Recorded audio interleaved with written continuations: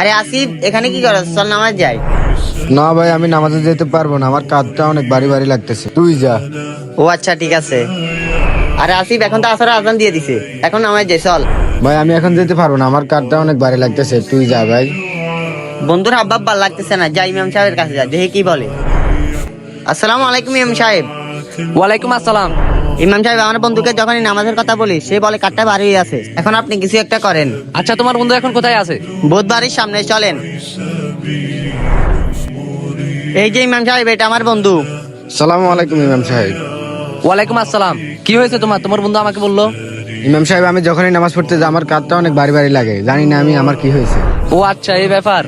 এই নাও, যা নামাজটা ধরো, এটা দিয়ে তুমি নামাজ পড়ো, দেখবা তোমার সব সমস্যা দূর হয়ে যাবে। আচ্ছা ঠিক আছে ইমাম সাহেব। فبالله كم تستطب القروح ويبرأ বিসমিল্লাহির রহমানির রহিম। আরে এখন তো আমার থেকে অনেক শান্তি লাগতেছে। আল্লাহ, তোমার কাছে লাখ লাখ শুকরিয়া।